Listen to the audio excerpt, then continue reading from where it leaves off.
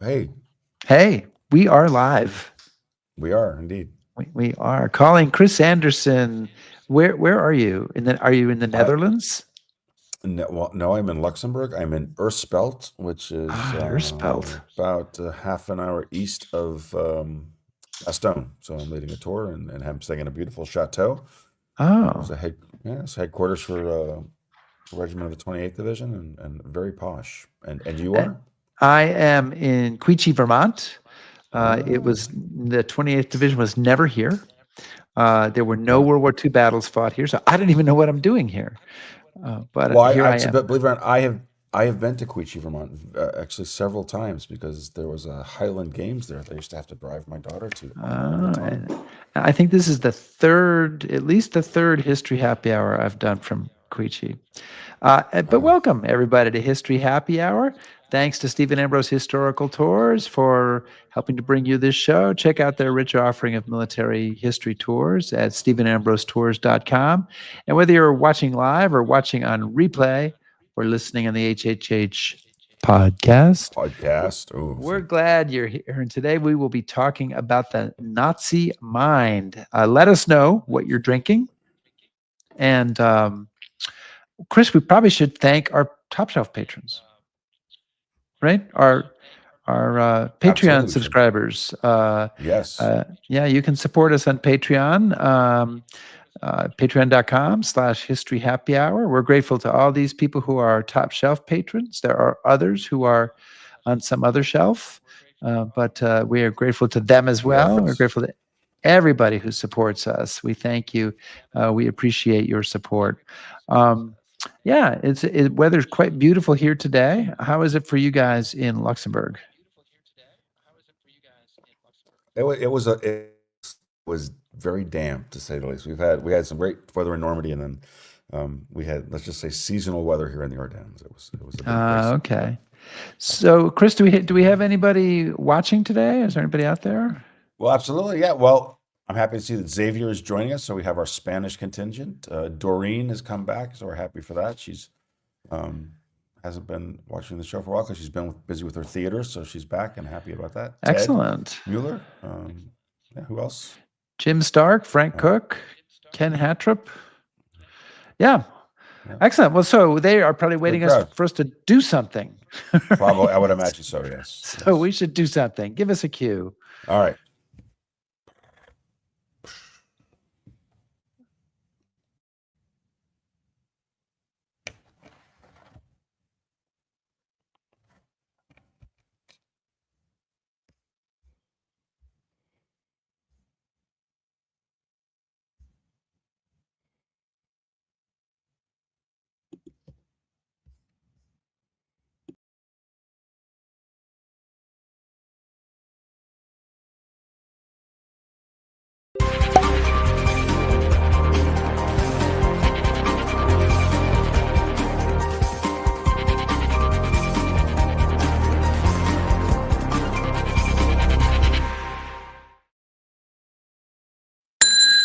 Had a little Zoom failure here all of a Yeah. sudden. That's what the delay No. was there. But the bar's open, Chris. So Uh, it is.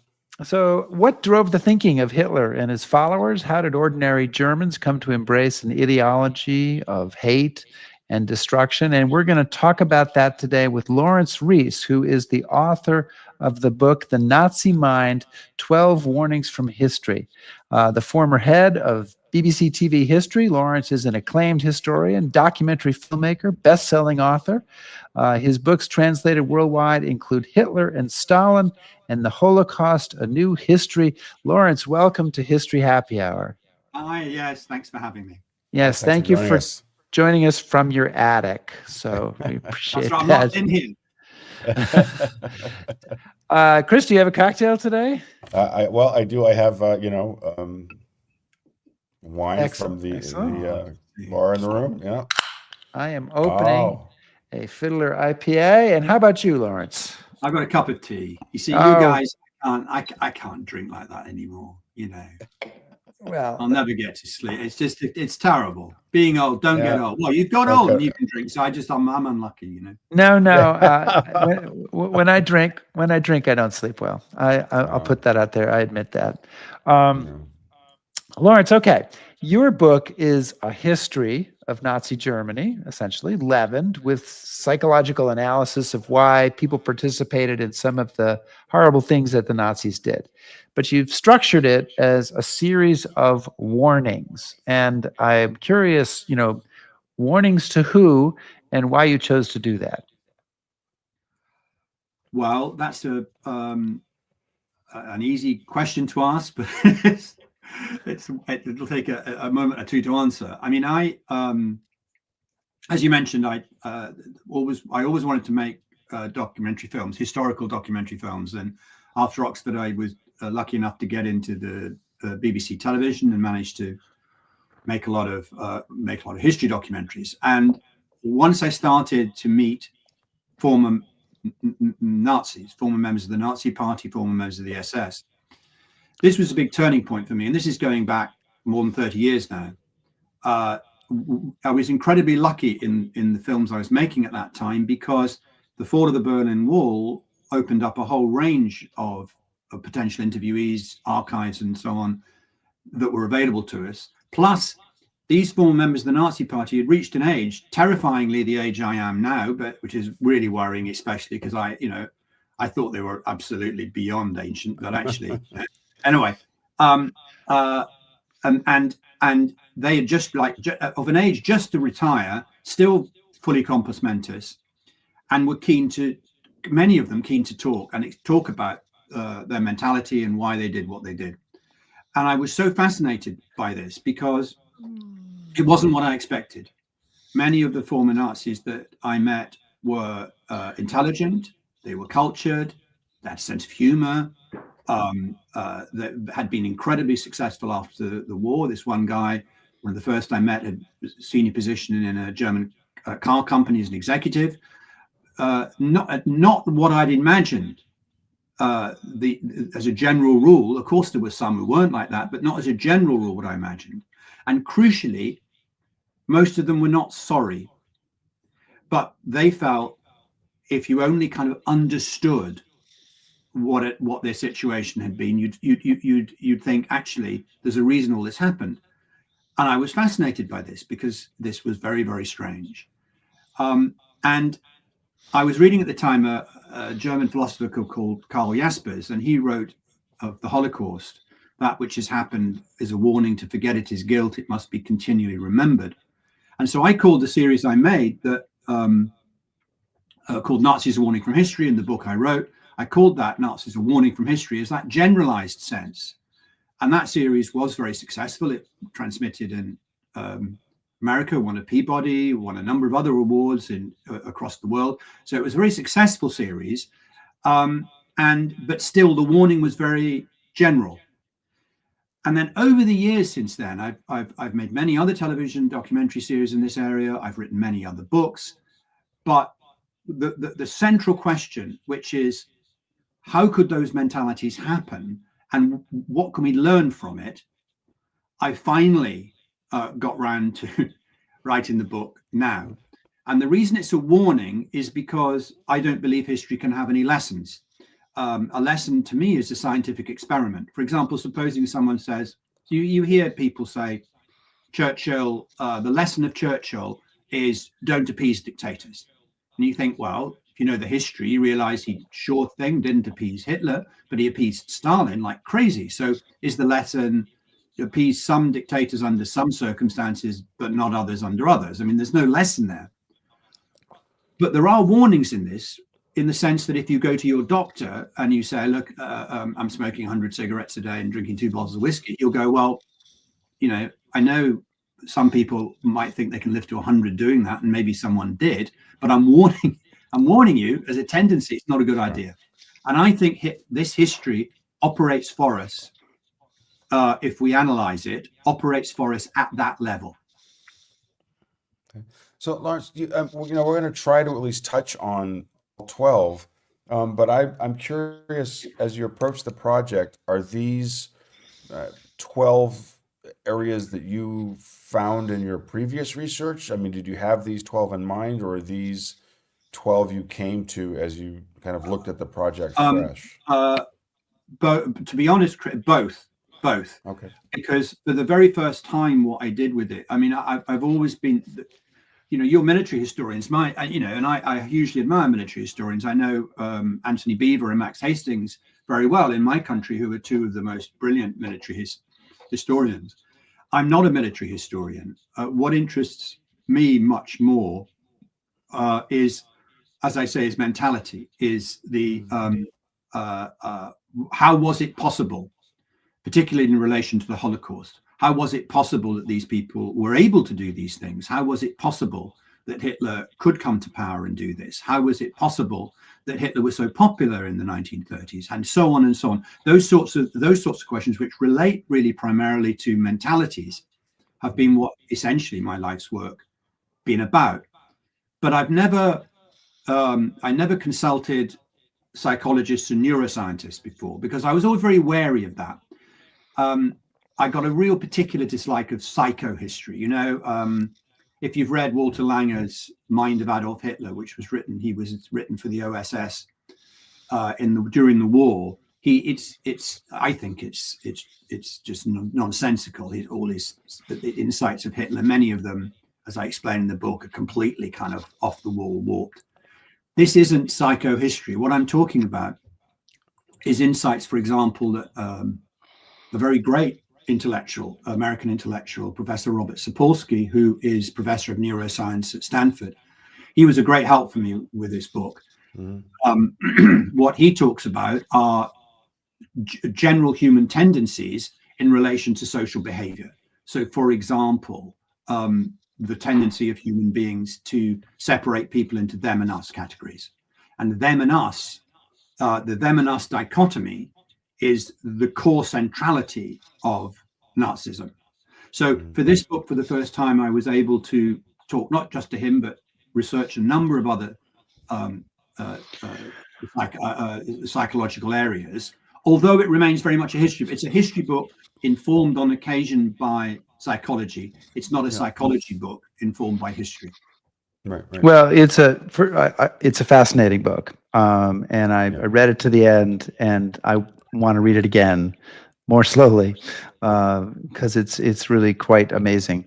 One of the points that you make in the book, which resonates with everything that I think and feel, is that the people who headed up the Holocaust, who carried out the Holocaust, were not monstrous. I mean, all of them were not monstrous psychopaths or sadists. And I mean, I think we've all watched the movies about Nazi Germany, and the evil Nazi guy has always got this smirk and this riding crop and is always a tortuous bastard.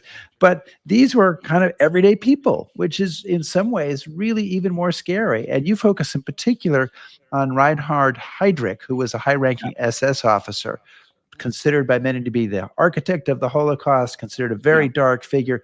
And you say, well, he wasn't a particularly fanatical Nazi. So what exactly is, I mean, I understand this is your entire book is the answer to this question, and you can't tell me the whole book right now, but what the heck is going on here? Well, you know, Heydrich is a fascinating character. I mean, what's very interesting about Heydrich is that he never wanted to be a Nazi. He wanted to be a naval officer. He joined the Navy, but he was forced in the early 30s to quit the Navy because he had an affair with a woman and allegedly had promised to marry her and didn't. And then he got married to somebody else. And this first woman was able, through connections, to make a big fuss with the bosses of the Navy, who held a court of judgment against him and essentially forced him out.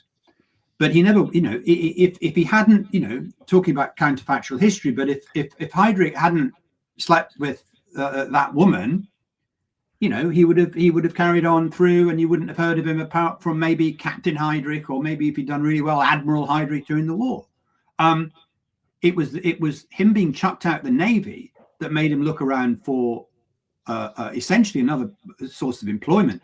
Of course, he was predisposed to much of what was going on with Nazism. He wasn't left wing. He came from a background that would make him predisposed to be at least open to considering what it would be to be a Nazi. But it was his wife who actually was very much more of a Nazi, who was pushing him towards meeting with Himmler. Met Himmler, they got on. He made Heydrich head of the SD, the intelligence section of the SS, and Heydrich saw, hey, this is a great career move.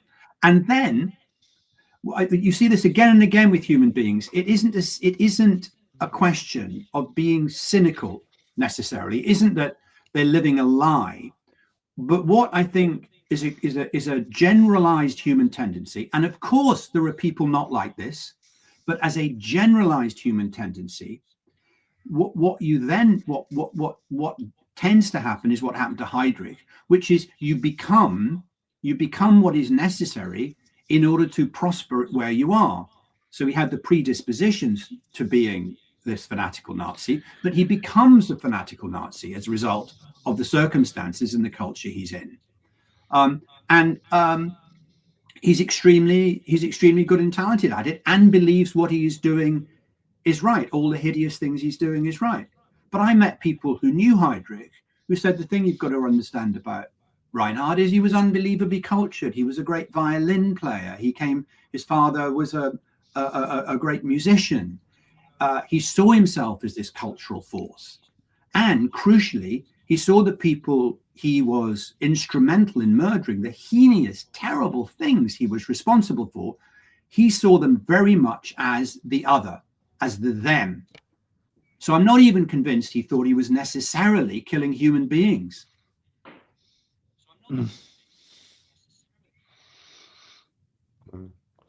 Chris? So I don't. Hopefully, we'll get through most of them. But yeah, so hopefully we'll get through most of them. But I'd like to start with some of the warnings and the questions I'm going to bring up are kind of seen through the lens of the Third Reich. But let's just start. Warning number one: spreading conspiracy. And one of the things that you talk about in that chapter is you talk about the psychological consequences of dishonesty. What were you kind of getting at there? What was the the crucial? I think that's the first chapter, and as you know, it's focused really on the First World War and the aftermath.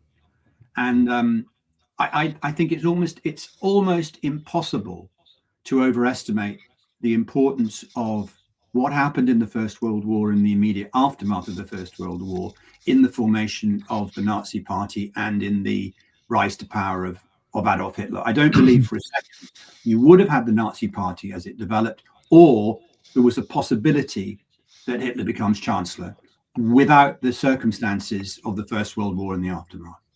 In fact, my great, over the last 35 years, my great intellectual guru, the person who has taught me so much, is a man called Professor Serene Kershaw, who is probably the world expert on Hitler, and is an extraordinary genius intellectual. And I talk to him all the time about these things. And I had lunch with him, and I said, when I was writing the book, I said, Ian, I've really cracked it. Without the First World War, there could never have been a Second World War. And shows you why he's the great intellectual. He said to me, well, Laurence, if you think about it for more than a few seconds, you'll realize that without a First World War, you can't have a Second World War. And I thought, that's why you're Professor Big Brain, but also I said, it's why you totally are missing the point. I don't mean.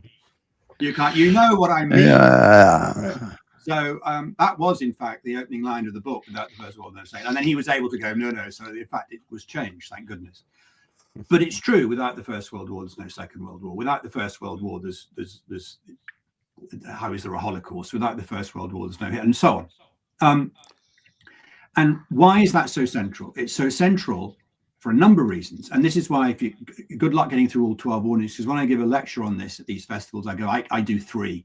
Because it's difficult, but so we'll cherry pick them then. But okay, you'll see how you get on. But with the reason it's so central is because they don't go into the war thinking it's going to go that way. They go into that First World War thinking they're going to do what Frederick the Great said the Prussian army should do, which is fight short, lively wars. They think they're going to come in through Belgium, straight round with the Schlieffen Plan, get to Paris.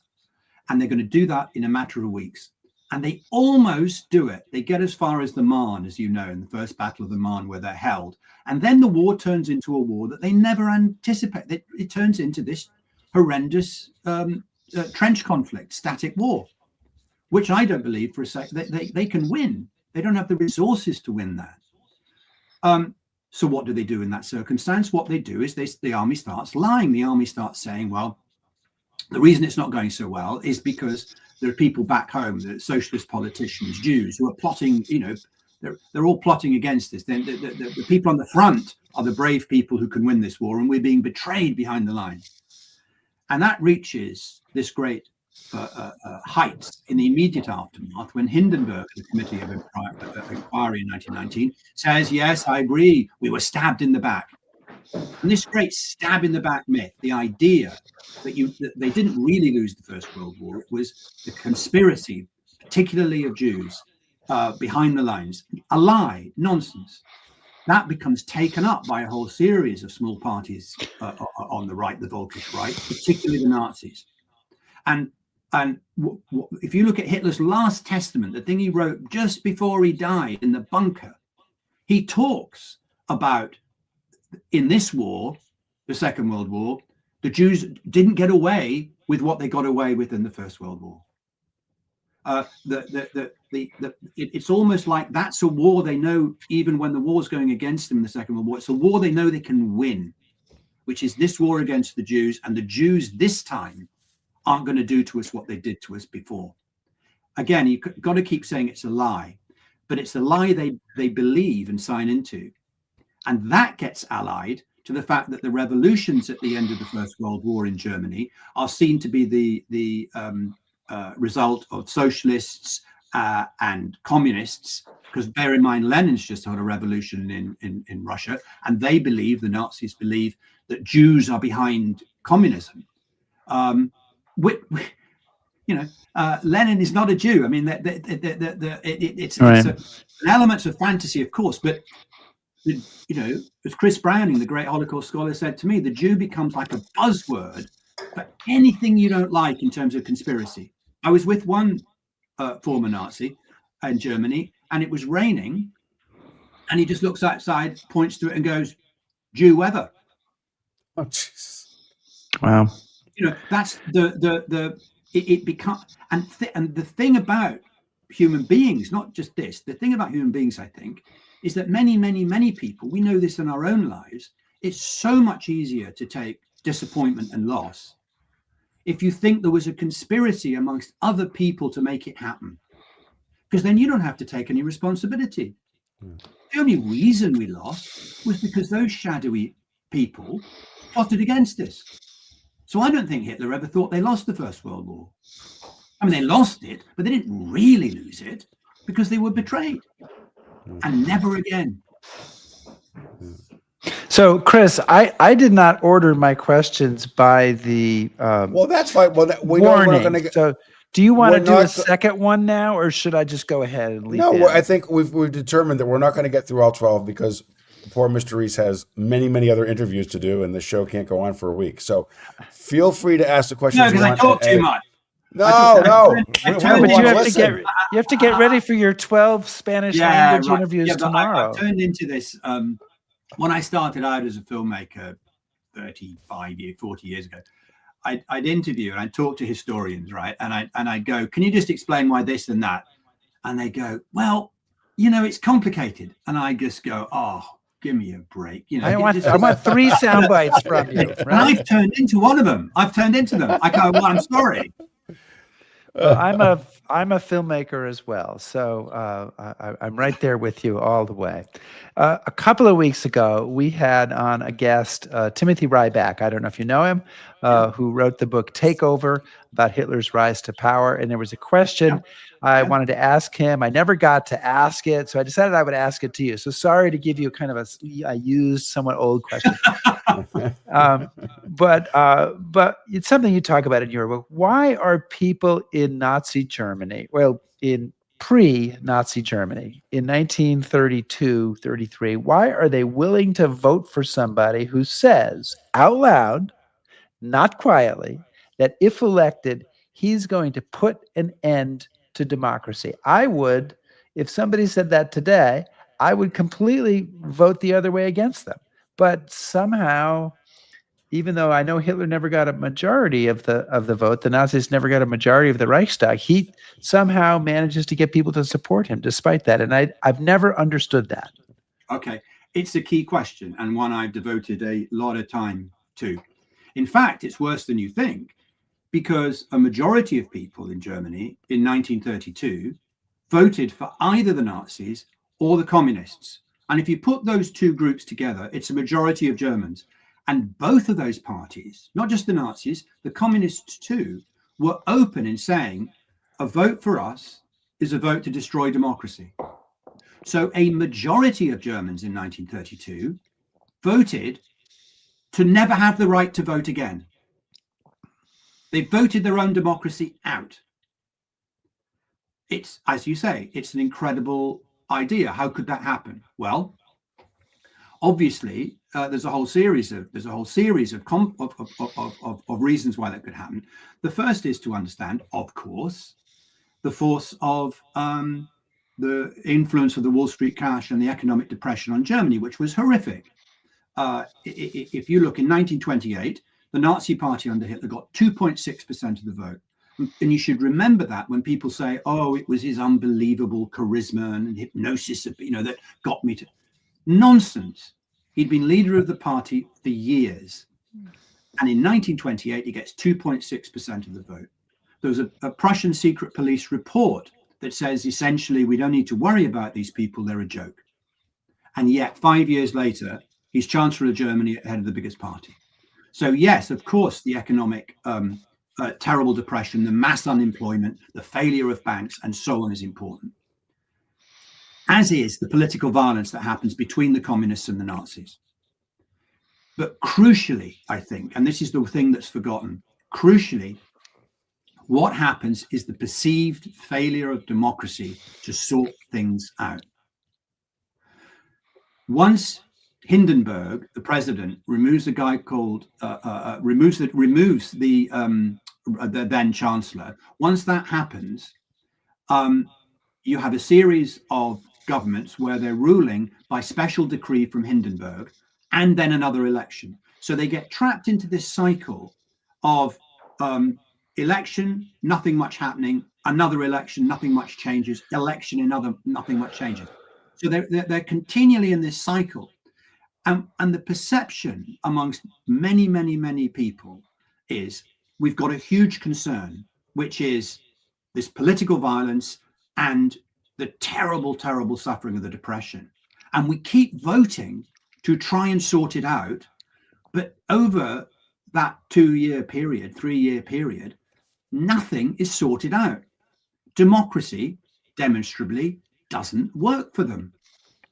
And I think that's a huge, it's not one of my warnings in the book, but it's an overall thought for us, which is what happens to a society when people feel they have an overarching concern about something and no political party is dealing with it, no matter how they keep voting.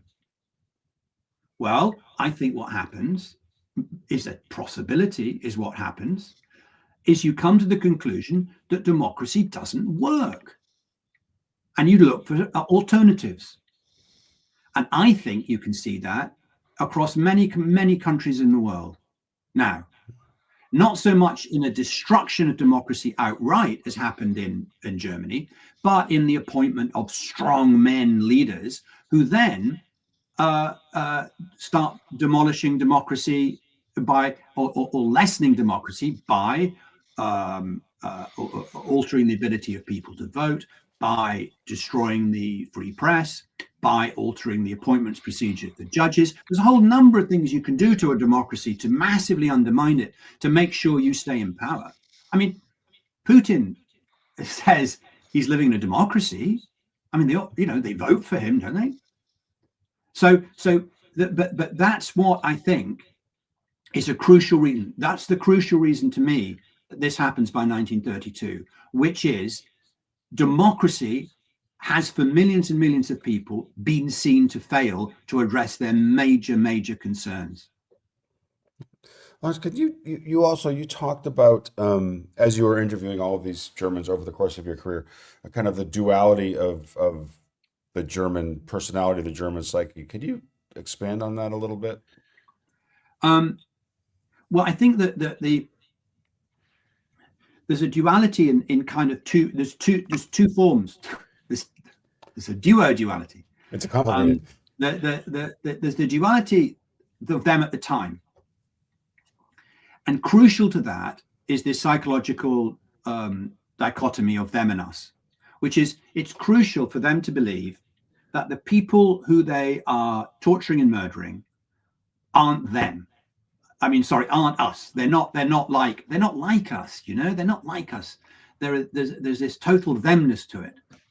And as Sapolsky said to me, apropos of the Jews, there becomes something called pseudo-speciation, which means you don't even consider them human.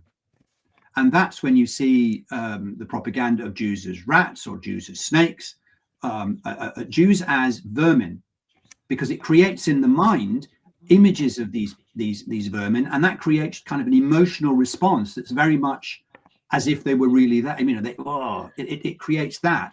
So there's a duality there, because you know, you're saying, how can they kill these people like this? Well, they're killing many of them. They're thinking they're killing people who aren't like them, is a crucial element to it. And then there's the duality that happens after the war, which I encountered a number of times from former Nazis, which is the view that, and so for example, I met a man called Oscar Gröning, who we got this amazing interview with, who worked at Auschwitz. He actually was in the economic division of Auschwitz. He used to work in a bank before the war, joined the SS, posted to Auschwitz, and he spent his time counting the money of murdered Jews. And he saw what was going on in Auschwitz, knew everything that was going on in Auschwitz. And he said, well, I accept now that what happened there might be terrible, might be perceived as terrible. But at the time, you have to understand that the view was that the Jews behind the lines, i.e. Jewish civilians, are just as much an enemy as the enemy at the front line, and they must be exterminated.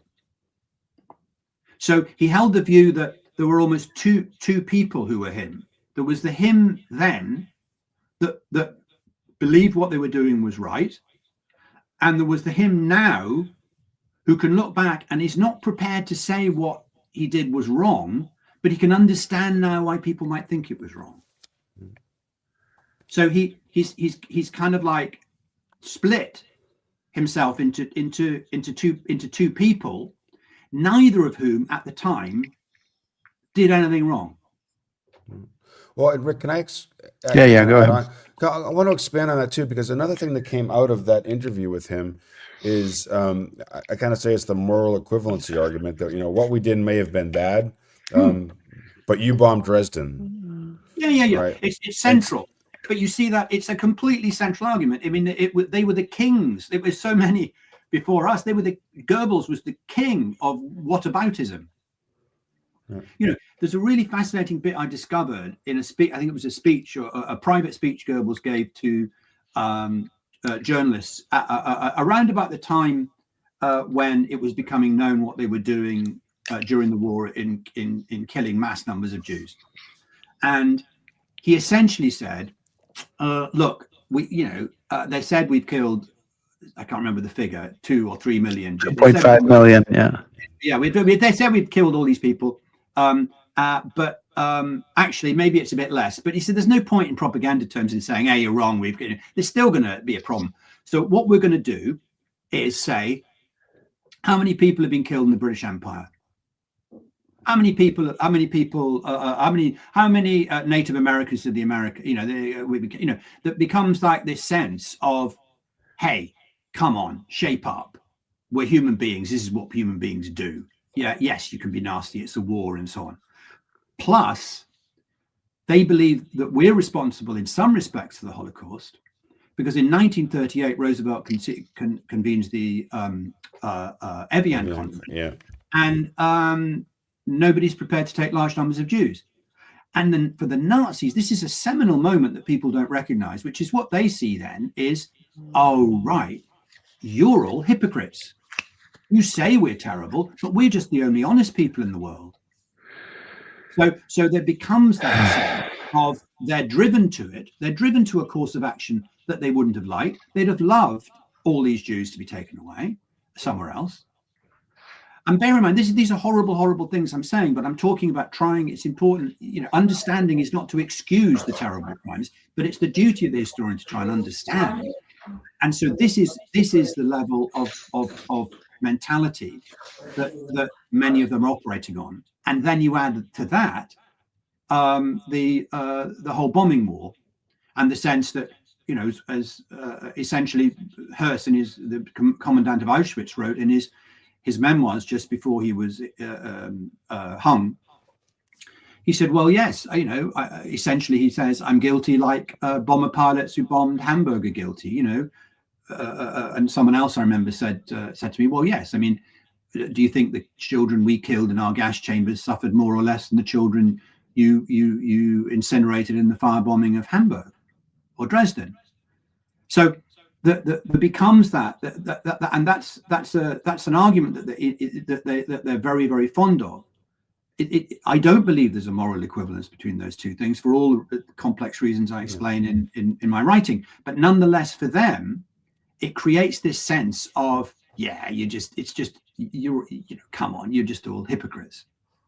I know that was very chilling to read that in the book, and very thought provoking. And Joseph Goebbels pops up a lot in your book, and a very fascinating guy because he keeps a very detailed diary, which runs all the way through the 30s and through up until basically a few days before he dies. And he just looks on Hitler as a hero, right? He is bedazzled and mesmerized by Hitler. And he seems like a smart person. I'm wondering what gave Hitler this power over Joseph Goebbels, over others? The key thing about what's going on with Goebbels, I think, is what you got to understand. For every single member of the Nazi Party is the shadow of the First World War, and it operates at a number of levels. It operates for those people who fought in it. It operates for those people whose parents fought in it and they didn't get the opportunity to fight in it. And it operates for someone like Goebbels, and indeed Himmler, but Goebbels particularly, who, because of a disability, couldn't fight in it. So there's a real sense of missing out, of not being shown to be a true man, I think, behind a lot of things that are going on with him. And it's clear from his diaries, entries in the early 1920s, that he's looking for a belief. He's looking for something. He's looking for something to hang on to in those turbulent times. And he happens upon Hitler. But it's more complicated than just he's kind of like mesmerized and hypnotized by Hitler, because actually he has a big argument in the mid-1920s with Hitler over the issue of Nazi policy. And in the end, he understands that unless he goes along with where Hitler wants to go, he's not going to convince Hitler. No, it's very, nobody goes into a room and convinces Hitler by logical argument. He's not going to be part of this. He either gets on the boat or he gets off the boat. He gets on the train or he gets off the train. And he decides big time he's going to get on the train. And then in his diaries, what he's careful to do, he sold the publication rights to those diaries. So it's not quite a private diary in the sense that he thinks one day this stuff might be published.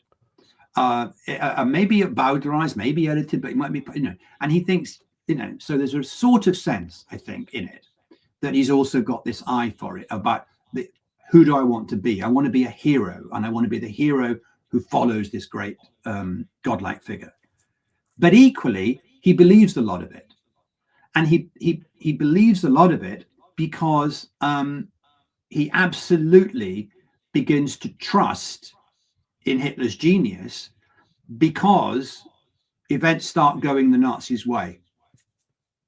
And particularly in the early 1930s, when actually Hitler is holding out against being made vice chancellor, and it turns out to be right. And so Goebbels begins to think this is confirmation of the fact that this guy's got a natural gift for politics. You know, we got to absolutely go with this. Go ahead, Chris. No, I was just going to say I had a bit of a drag. We had a question here from Frank. And Frank Cook says he's currently reading and enjoying the book. And can we deduce that the loss of trust in institutions such as government, military, religion was the key to the development of these warnings? Certainly, you're absolutely right that it's the loss of trust in government. It's the loss of trust in democracy that is the centrality of this turning point. Then it's really not so much the loss of trust in institutions as the suborning of institutions. So you look at what he does, for example, Hitler with the army. There's a lot of army officers who really absolutely think Hitler's a jerk. You know, a lot of them are aristocrats. They think, my God, as President Hindenburg did of Hitler. I mean, he thought he was the famous story of Hindenburg meeting Hitler for the first time and then saying, well, you know, he says he's fit only to be postmaster general, because then he can lick my backside. Meaning that as postmaster general, he would, he'd be dealing with stamps with Hindenburg's face on it. You know, so Hindenburg recognized, lots of people there in the elite recognize that this is not an impressive individual. But for the army, I met many army officers who recognized in that key period, January 1933, when Hitler's appointed chancellor, to August 1934, when Hindenburg dies. They are involved with supporting the Nazis, partly and to a large extent because Hindenburg gives it his imprimatur. And Hindenburg is doing it because he actually distrusts democracy and is looking to undermine and remove democracy. And Hitler is the guy who can do it for him. And they hope to surround Hitler with a load of other people from the conservative elite who can kind of manage him. It's one of the greatest misjudgments in history, but that's the plan, and it goes badly wrong. But so the army as an institution stays all the way through this, right the way through until they start in July 1944. Religion is a whole separate topic, because Hitler recognizes that though he thinks, as he later says, Christianity is the invention of sick minds, you know, he absolutely doesn't go with it. He's sufficiently politically astute to recognize that large numbers of his supporters are Christians. So he's never going to go absolutely out to remove that. He thinks Christianity can be dealt with, quote, after the war. But prior to that, he's treading, you know, he thinks he's boxing clever with it, and in removing dissidents, in ensuring that actually it doesn't become a threat to him, and so on. So it's kind of like the institutions remain, courts remain, but then separate to them become the concentration camps. So the sort of structures are there, but they're hollowed out and corrupted from within. I wanted to ask about Hitler. You write, Hitler was never an all-powerful leader, which, I mean, it's one sentence, but I think it goes up against this common conception that Hitler is the absolute ruler with power of life and death over everyone in Europe. So how or why do you disagree with that? Well, has there ever been an absolute ruler with power of life and death without having to consider power groups? Who? I can't think of anybody, no matter how much power. Look at the Caesars. I mean, they may have had, Caligula may have had power. He thought he had power a lot of the time, but he's looking over his shoulder all the time at when he's going to be stabbed by the Praetorian Guard. Every single leader is managing power groups and influential groups. So what are power groups that Hitler is concerned about? The army. He's got issues with the army from almost from the beginning. Christian church. When the Bishop of Munster during the war speaks out against the euthanasia campaign, they're murdering selected disabled people in gas chambers before they're murdering Jews in gas chambers. And when this Bishop of Munster gets to hear about this, he speaks out against it. He actually speaks out about this. And you would think, well, of course, that's it. The Gestapo are going to come around and put him in nothing like that happens. Why? Because Hitler recognizes that he's got soldiers on the Eastern Front who are devout Christians, many of them. And once he starts turning on prominent Christian bishops, yes, he can go after certain members of certain members of the leaders of the Christian faith when he feels it's able. I mean, but he believes it's at a critical moment when he can't do it. There's a big scandal just before that in Bavaria when the local Nazis in Bavaria start removing crucifixes from schools, and there's open protests in Nazi Germany, and as a result they back off. So they're absolutely have got to be careful how they're managing. He's got to be careful how he's managing things. You look at how he has to manipulate and force the army to come up with plans to invade Western Europe in 1940. And they're fighting against that in many, many ways. And he actually has to keep having these meetings to persuade them. There's a line in his table talk, which I think I quote in my book on the nature of his charismatic leadership. And I use charisma in the Max Weber sense there of it, meaning that it's a description of a type of leadership. It's not like we think charisma is necessarily positive. It's a neutral thing, charisma. But there's a line where he says, my whole life has been persuading people. Well, that's not what you associate with an all-powerful ruler. Why, if you're an all-powerful ruler, why are you having to persuade anybody? But he sees his life as, my life has been about persuading people.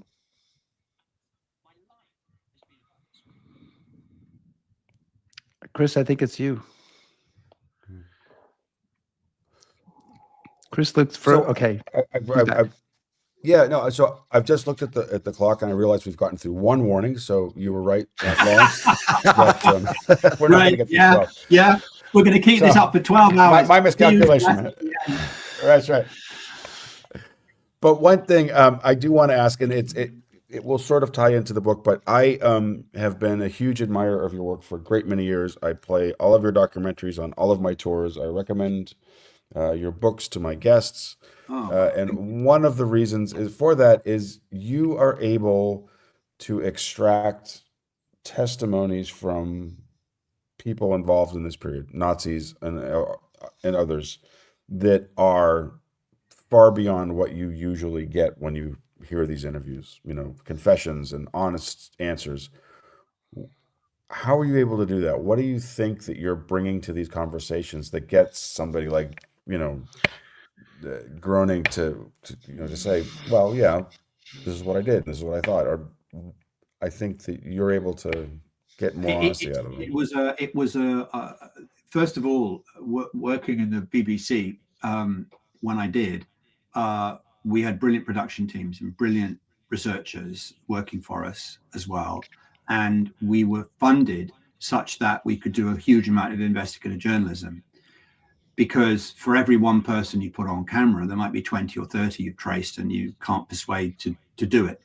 Yeah. So you're seeing the tip really of an iceberg.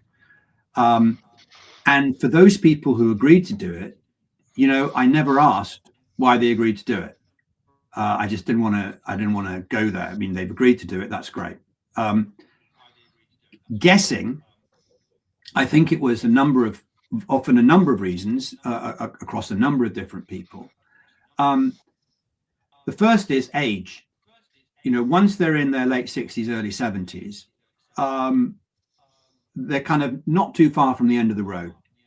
And there's a sense, many of them had, and this was interesting, many of them had grandchildren. And I think you have a different relationship with your grandchildren than your children. I don't have grandchildren yet, I haven't got children, but as I understand it, I think you do.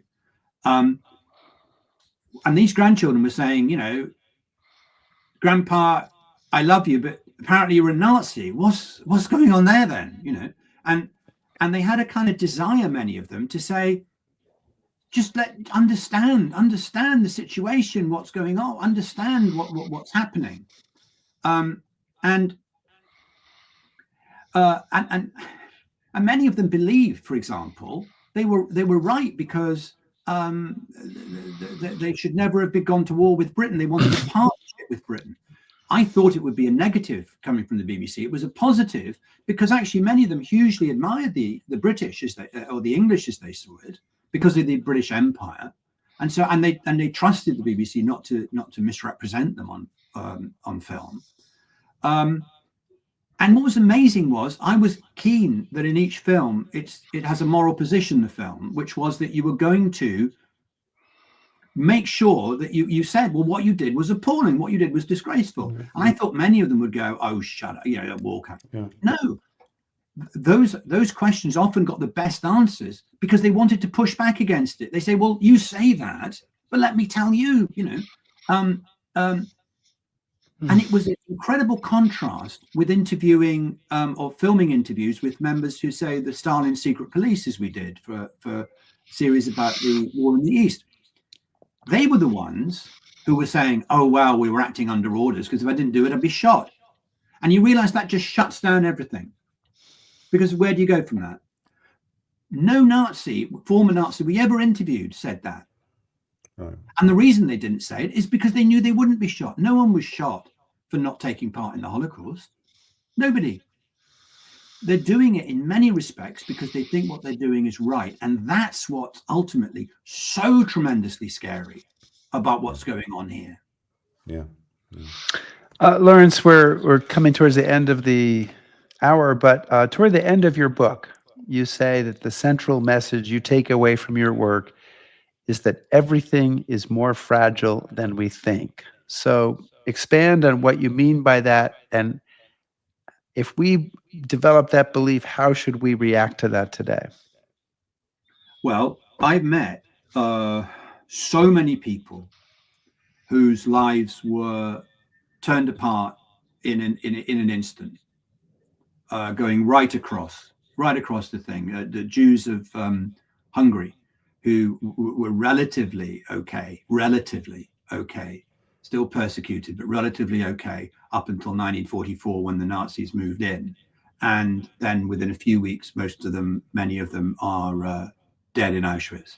Just it went. The people in Germany who thought, we interviewed socialist politicians who believed that it wasn't going to be such a big deal when Hitler comes to power because, well, he'll fail and then it'll be our turn. Whoosh, it changes. And I think what we do in our lives, like them, is we take everything for granted, and we take things for granted because in many ways life would be intolerable if we didn't. One of my wife's friends, they were in Ibiza recently on holiday, and he was in his early 60s and he just died in the night of a heart attack. What sense do you make of that?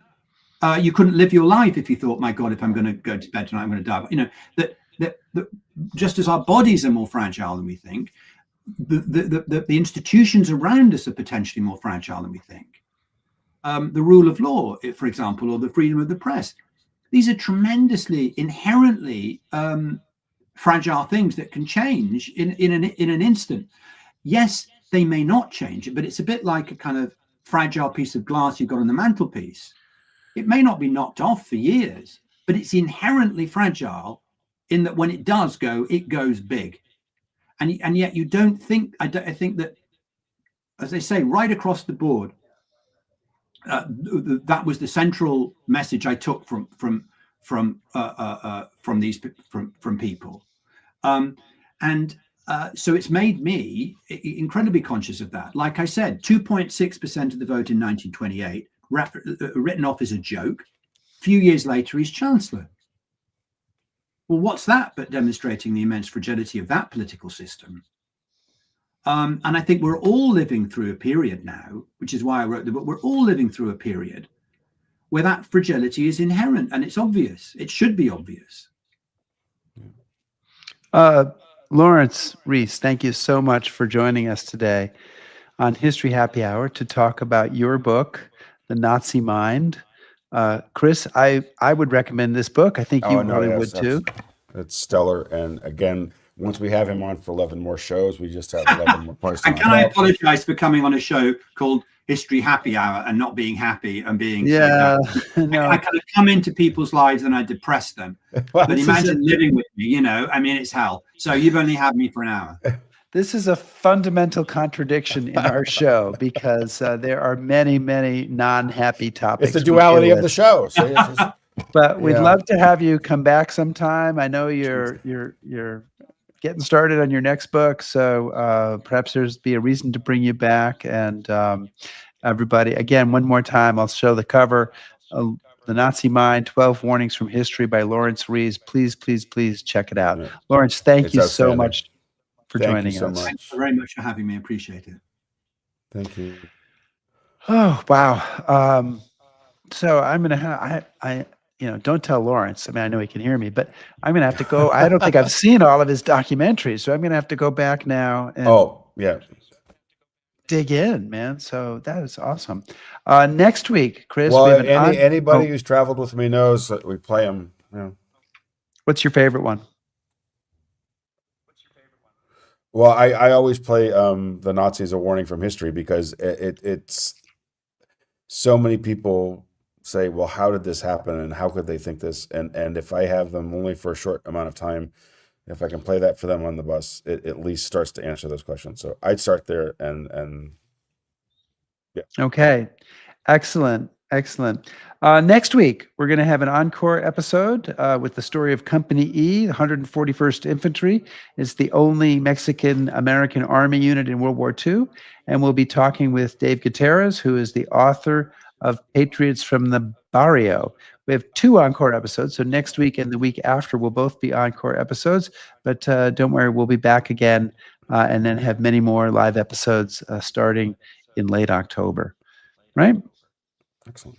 Yes. Yeah. Don't you agree, right? Yes. You approve. You agree. You approve this message. Okay. We may proceed. Yes.